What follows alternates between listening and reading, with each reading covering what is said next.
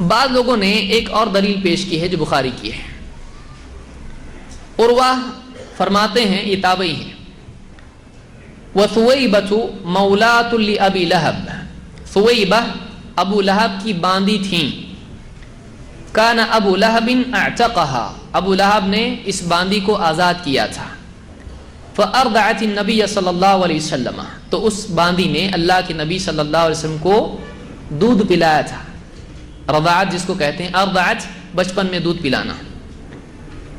فلما مات ابو لہب، جب ابو لہب کی موت ہو گئی، اریہ بعض اہلہ بشر حیبۃ، ابو لہب کے قریبی کو، کسی قریبی رشتہ دار کو خواب میں ابو لہب بری حالت میں دکھائی دیا۔ قال له ماذا لقیت، پوچھا کیا ہوا تجھ کو، کیا حال ہوا؟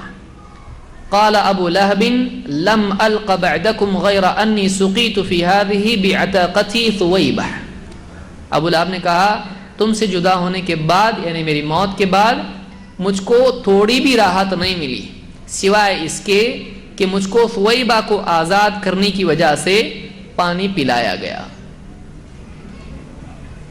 سقیت۔ اس کو امام البخاری نے روایت کیا ہے۔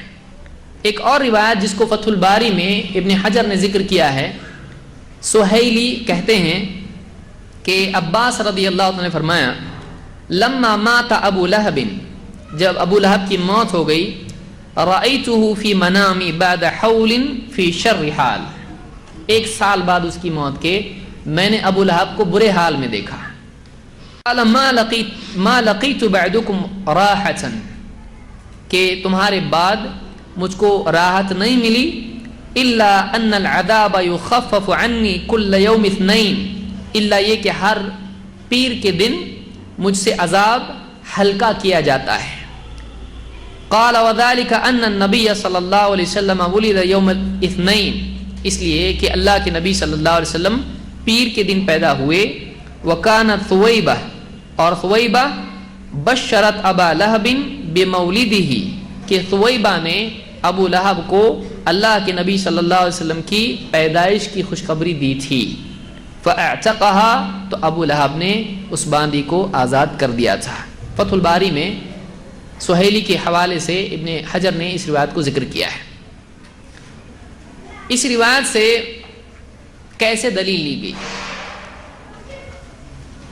لوگوں نے کہا کہ دیکھیے، ایک ابو لہب جیسا کافر ہے جو نبی کا دشمن تھا، اس نے نبی صلی اللہ علیہ وسلم کی پیدائش کی خوشی میں ایک باندی آزاد کر دی، بس اتنا عمل تھا، اس کی بنیاد پر جہنم میں بھی اس کو پینے کے لیے پانی ملتا ہے۔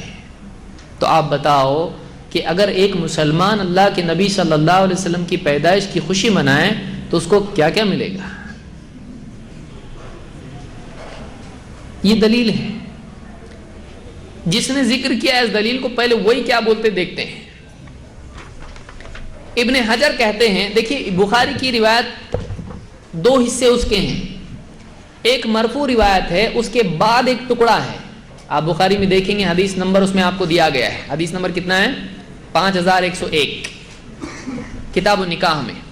تو کتاب النکاح میں نکاح سے متعلق ایک حدیث ہے، اس کے بعد عروہ نے ڈائریکٹلی یہ ٹکڑا بیان کیا ہے، تو دو ٹکڑے ہوئے، ایک مستقل سند کے ساتھ روایت ہے اور ایک عروہ کی روایت ہے جو براہ راست ابو لہب کا اور رشتہ دار کا خواب کا معاملہ، یعنی عباس رضی اللہ عنہ کا خواب کا معاملہ بیان کر رہے ہیں۔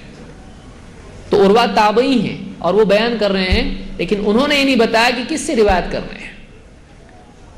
تو یہاں پر ابن حجر اس کے بارے میں کہتے ہیں، وَأُجِيبُ اولا بِأَنَّ الْخَبَرَ مُرْسَل، پہلی بات یہ ہے، یا تو اس کا جواب دیا گیا یا میں جواب دے رہا ہوں۔ اجیب، پہلی بات تو یہ کہ یہ خبر مرسل ہے، یعنی تابعی براہ راست کوئی بات بیان کرے تو اس کو کیا کہتے ہیں؟ مرسل۔ عروہ اس کو بیان کر رہے ہیں، ارسلہ عروہ ولم یذکر من حدثہ بہ، عروہ نے اس کو ذکر کیا ہے لیکن عروہ نے بتایا نہیں کہ انہوں نے کس سے یہ روایت سنی، تو ایسی روایت معتبر نہیں ہوتی ہے، ایسا ٹکڑا حدیث کا معتبر نہیں ہوتا ہے. بعض اوقات ایک ہی حدیث میں امام بخاری خود معلقاً روایت بیان کرتے ہیں، کبھی جزم کے ساتھ کبھی بغیر جزم کے ساتھ میں. علماء نے کہا امام البخاری جزم کے ساتھ کہیں تو معتبر ہوتی ہے. تو یہاں پر یہ جو روایت ہے یہ عروہ نے بیان کی، لیکن عروہ اپنے اوپر راوی کو بیان نہیں کر رہے ہیں. تو کچھ علماء نے اس وجہ سے اس ٹکڑے کو قبول نہیں کیا، اس کے اوپر کی روایت لی ہے لیکن یہ ٹکڑا نہیں لیا ہے. کہتے ہیں ارسلہ عروہ ولم یذکر من حدثہ بہ وعلی تقدیر ان یکون موصولا. ابن حجر کہتے ہیں ٹھیک ہے مان لو کہ یہ روایت کیا ہے، جڑی ہوئی ہے، متصل ہے، موصول ہے. سند متصل مان بھی لیں، اس کو مرسل نہیں مانتے ہوئے موصول مانیں اس کو. کہتے ہیں فالذی فی الخبر رؤیا منام فلا حجۃ فیہ. کہتے ہیں یہ جو خبر ہے اس میں خواب کا معاملہ ہے اور خواب شرعی دلیل نہیں ہوتا ہے. آپ نے دیکھا خواب میں آپ جنت میں ہیں، آپ چلے گئے جنت میں، صبح بیوی اٹھا رہی اٹھو کام پہ جانا ہے، ارے جنت میں سے واپس باہر. تو ایک آدمی جو خواب میں دیکھتا ہے کیا حتمی طور پر یہ مانا جائے گا کہ ایسا ہی ہے؟ نہیں. ایک آدمی خواب میں کوئی چیز دیکھتا ہے تو خواب کے بارے میں قاعدہ یہ ہے کہ خواب شرعی حجت نہیں ہے. آپ پوچھیں گے امام بخاری نے کیوں ذکر کیا؟ امام البخاری نے اور بھی خواب بیان کیے ہیں، صحابہ نے خواب دیکھے، فلاں نے خواب دیکھا. تو خواب اپنی جگہ اس کی تأویل ہوتی ہے، اس کا ایکسپلینیشن ہوتا ہے، اس کی تعبیر ہوتی ہے. لیکن اس تعبیر آپ دیکھیے مثال کے طور پر یعنی قرآن میں بھی خواب ہیں، اس میں گائیں دیکھی بادشاہ نے، موٹی گائے دبلی گائے، تو گائے تھی وہ؟ گائے نہیں تھی وہ. گائے کا مطلب گائے نہیں تھا، گائے کا مطلب سال تھا. تو اس کے کچھ معنی ہوتے ہیں. تو یہاں پر کہتے ہیں کہ اس سے یہ دلیل نہیں لی جا سکتی ہے کہ جو دیکھا ہے بعینی ہی وہ ہوا ہے، کیونکہ وہ خواب ہے. دوسری بات یہ کہ سہیلی کی روایت میں ہے کہ ابو لہب کے مرنے کے 1 سال بعد یہ خواب دیکھا. بعض علماء نے یہ بھی کہا ہے کہ اس وقت خود عباس رضی اللہ تعالیٰ عنہ مسلمان نہیں تھے، تو اس خواب میں بھی دلیل لی جائے گی نہیں، اس لیے کہ اس وقت وہ مسلمان نہیں ہوئے تھے. تو یہ بھی بات بعض علماء نے کہی ہے. بہرحال ہم کہتے ہیں مان لیا کہ یہ روایت متصل ہے اور یہ خواب دیکھا، تب بھی خواب میں دلیل ہو سکتی ہے نہیں. مان لیا چلو یہ بھی ہے، ایسا ہے بعینہ. کیا ابو لہب ہر سال 12 ربیع الاول کو یا 9 ربیع الاول کو ایک باندی آزاد کرتا تھا؟ یعنی آپ بتائیں اس سے باندی آزاد کرنے سے آپ کیجئے، یعنی اس سے عید میلاد النبی منانا کہاں ثابت ہوتا ہے؟ زیادہ سے زیادہ اس سے ثابت ہوتا ہے کہ اگر ایک کافر اللہ کے نبی صلی اللہ علیہ وسلم کی محبت میں کچھ کر دے، ہو سکتا ہے اللہ اس کے عذاب میں کمی کرے. حالانکہ اس پر بھی علماء نے اعتراض کیا ہے، انہوں نے کہا ایسا ہو ہی نہیں سکتا ہے. ابن حجر نے اقوال ذکر کیے ہیں، وہ تفسیر وہ ایک خود درس ہے، وہ خود ایک درس ہو جائے گا کہ کیا کیا باتیں علماء نے اس کے ضمن میں کہیں، کون سی آیتیں پیش کی، کون سی احادیث پیش کی ہیں. تو بہرحال میں اس میں نہیں جانا چاہتا. مان لیں کہ بعینی ہے ایسا ہے، تب بھی سوال ہی پیدا ہوتا ہے اس سے عید میلاد النبی کدھر سے آتی ہے؟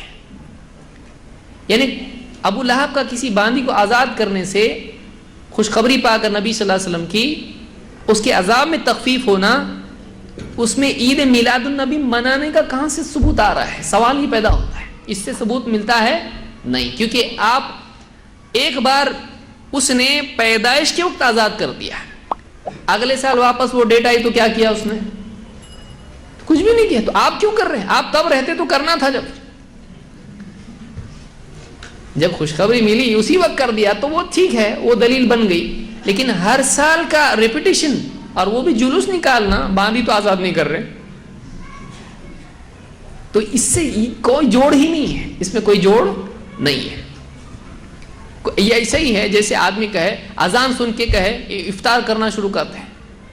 ایک آدمی ظہر کی اذان سنے اور روزہ افطار کرے یا افطار کی دعا پڑھنے لگے، تو یہ جوڑ کہاں ہے؟ بولے مغرب میں رہتا نا تو ویسے یہاں بھی کر سکتے ہیں، تو اس کا جوڑ کیا ہے؟ وہ الگ ہے، یہ الگ ہے. تو زبردستی ہم کہیں بھی کچھ بھی جوائن نہیں کر سکتے ہیں.